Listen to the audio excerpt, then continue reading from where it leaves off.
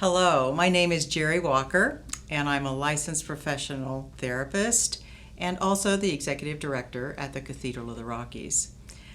Tonight we're going to spend just a little time having a conversation about the grief process. Now let's face it, the grief process is very big. Grief as a topic is large, and so because of that, we're going to break this up into two different times and two segments. So tonight we're going to talk about grief as it relates to the pandemic and what we've been experiencing together. And then next Monday we're going to talk about grief and loss as we think about it more traditionally and as it relates to death and dying. So if you have people that you know are going through that process, you might want to clue them in and let them know about next Monday night at the same time. So in 1969, a woman named Elisabeth Kubler-Ross, she wrote a book. She wrote a book on death and dying.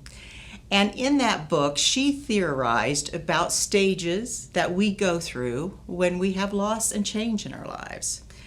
And right now, I think her work is so applicable to what we're going through. You probably know these stages: denial, disorganization, some anger, and a lot of other feelings as well attached to that, and bargaining, and depression, anxiety, and acceptance. So let's just kind of unpack those stages for a little bit tonight and see where you find yourself in this process. So I don't know about you, but when you first heard of this pandemic, did you kind of think, well, I see it in the big cities, but I can't imagine that it's going to impact our world here in Boise, Idaho. And even if it does, I don't think it's going to get too big. And so we can pretty much go about our world and continue on, and it won't be too different. Our loss and changes won't have to be too profound. Well, that's not what's happened. But at that beginning stage, when loss enters our world, we want to push it away. And guess what? That is really normal. As a matter of fact, the definition of grief is the normal response to loss and change in our lives. Isn't it great to know that all you're going through right now is normal? I find that very comforting. So when denial hits, we do push it away. And we push it away on purpose because if we were to actually have to look at all that has transpired and all this would mean in our lives in terms of all the changing, we probably, none of us would want to get out of bed. So we push it away, and that helps us to ease into this. There's an interesting thing about denial. Before you can deny something, what do you have to do? Well, you have to acknowledge it. So somewhere in your mind and in your brain, it has been acknowledged, but for the time being, we push it away so we can begin to figure out how to get mastery over this thing that's entered our world. And in this case, the pandemic is huge and how it has affected so many parts of our lives. So we do that at the beginning, and it's a healthy response to that. But I don't know about you as well, but after that denial, that stage usually doesn't last forever because every time you turned on the TV, every time you turned on Facebook, every time you looked and had a conversation with anyone, what was it about? And still is in many cases. So you can deny for a while, but then it starts creeping in, kind of like the water in the beach, kind of those waves. They start coming faster, and then you realize, oh, I'm going to have to deal with this. And many times then is when we begin to really feel. Important to know that feeling is, all the feelings that we have, they're not good or bad. They're just feelings. And we have them, and they are indicators. as to how this loss and change is affecting us. If you were to be able to talk right now back to this camera and to me, I wonder what your feelings are that you are now experiencing or have been experiencing. Is it anger? Is it fear? Is it disorganization? What is it that you find almost daily that maybe you have that you're experiencing as a result of this?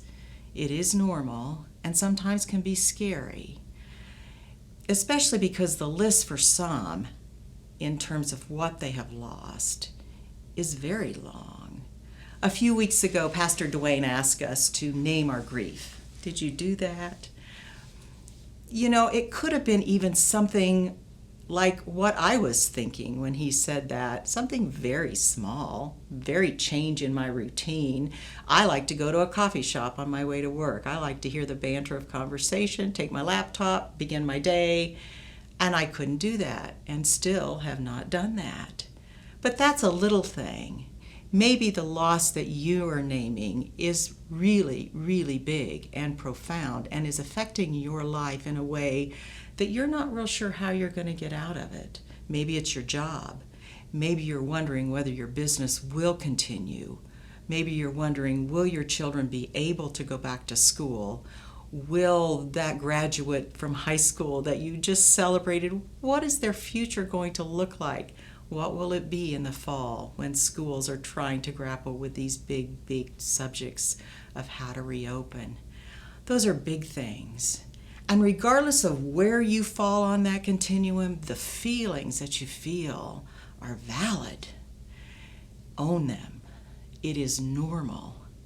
And it's important to give yourself that permission to recognize how much of a process this grief process really is in our world when we are confronted with huge change.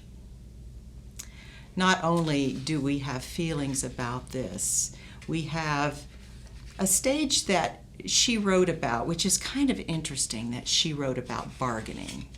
For a long time, I wasn't real sure what bargaining was totally about. I understood that we looked back and we wished that things were different. Yes, I get that. But now, more than ever, I think this bargaining stage is real when you look at how we're trying to figure out how to re-entry into our world. For example, if I go to a restaurant, how far do I have to set away from the next person? Then if I want to go with 3 people, how does that look? Do I wear a mask? When can I not wear a mask? How many times do I wash my hands? All of these things that we've never thought of before. And so we're going through a bargaining process to figure out how we can resume life in some type of normal way and regain our equilibrium. Have you ever been on a teeter-totter when the other person just got up and left? Changes your equilibrium in a hurry. And to some extent, it feels like some days are that way, where you just go, wait a minute, I just want to get my feet back on the ground. I just want to feel like this normal person again, going through the routines and normal things that I do. So this bargaining stage is real, and it's a healthy stage because it allows us to bring some control again back in our world and go, okay, I could go to a park, I could put on a mask, I could have a conversation with a friend, and that would make a difference in my life right now if I could do that. So paying attention to that bargaining and recognizing that is really what so many of us are doing. And it's such an important part of this whole process. Not only do we have feelings and we're bargaining about this and we may be denying, and keeping in mind that this is, the grief process is not linear. It is not like the stages that we hear with COVID that when they're opening, on June 15th I can go do this, and on July 1st I can go do this, and then things will open up. No, the grief process is a dynamic and fluid process that keeps going around. So where you may have, or you may be feeling like you've really done pretty well with this, And then you get up one day and it's just like, things just aren't working for me. I'm especially seeing that with my clients right now because when it began to happen, we kind of grabbed onto it and we did that denial and we had those feelings about it. But then when we realized it wasn't going to go away very soon, it was kind of like we began to revisit all over again the impact of grief in our lives. Like the waves of the beach again hit us and drenched us, and we're kind of frozen there for a moment again of disbelief. So grief keeps going around, and that's normal. What really is not as, I'm going to say a caution light. We're going to use that term. When there's a caution light on about grief is when depression and anxiety invades us to the point where we're not able to move out of our little world very much. When getting out of bed is very difficult.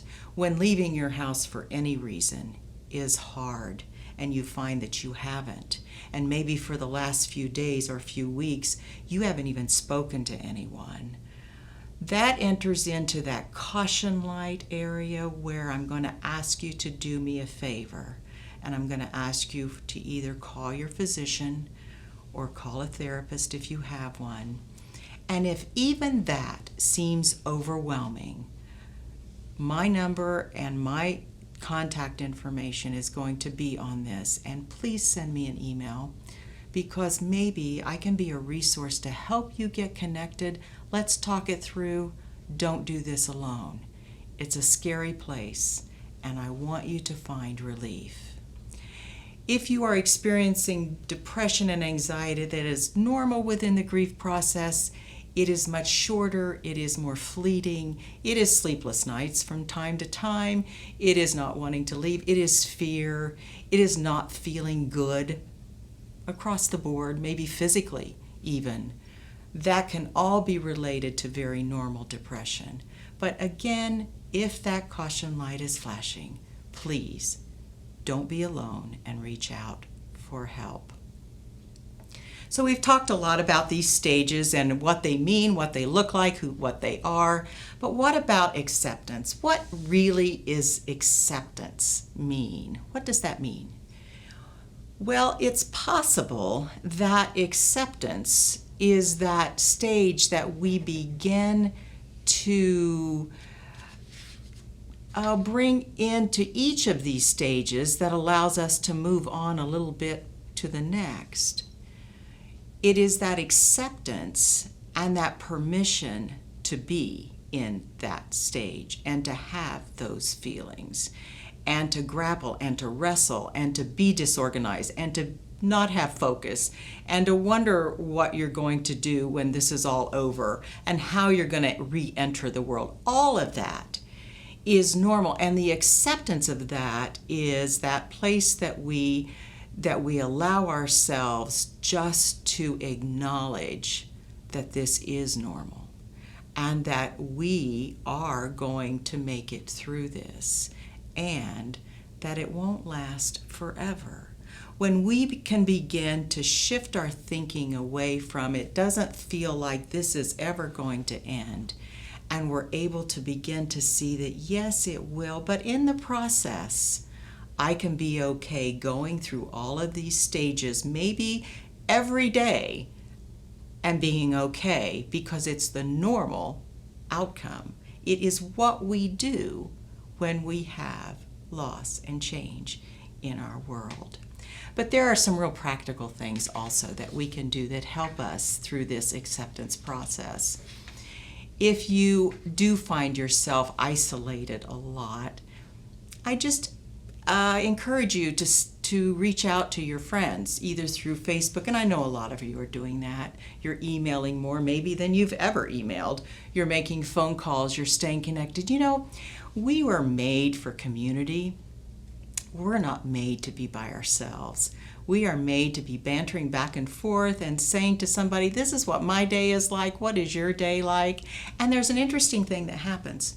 Not only do we reach out, and then we are not alone, but we offer that same connection to someone else. And you never know when that might just make their day, when maybe they've been feeling all of this and not known what to do. And then you offer connection. Connection is a wonderful, healing thing that we can do, and we so many times do it, but don't even recognize that we invite others to accept this whole need of community when we do that. So continuing to do that is important. Also, if you have time every day to just be with you and think about all the things that you are experiencing, all the feelings that you are having. If you journal, write them down. If you don't, just think about them, feel them, accept them, and realize, I'm not going crazy here. I'm going through a normal process, and this is grief, and it's okay. So continuing to do that as often as you can. The other thing is, when we were told to shelter in place, it didn't mean that we get to stay on our couch forever. We actually need to get up, and we need to move. And so figuring out a rhythm in your day, or maybe it's your week, where you connect with people, where you have time to yourself, that you really think and feel what is going on, and then moving your body. Grief affects us not only emotionally, but it affects us physically, and it affects us spiritually. So figuring out that rhythm that will allow you to move about, walk outside. Our weather is gorgeous right now. Find a place that you can experience nature and let it speak to you. Spiritually, if you have a rhythm that you, or a ritual that you enjoy doing and really fills you up, make that an important priority in your day so that you're balancing and bringing equilibrium in. And when you do that, you become an active participant in your healing and in the acceptance process of everything that you're going through. And you can do that. I'm so glad that we had just a little while tonight to talk about this grief process, because it's big and it's real. And so many times we do want to push it away, but the best thing we can do is to acknowledge it and affirm ourselves and let that reminder be that it is normal and that we are normal in going through this. Your story matters. And if you are in a place that you really do feel you need help, again, I encourage you to email me, give the church a call. We want to hear from you. One of our pastors can talk to you. I can talk to you. We want to be available. You matter. You are important. And so is your mental health.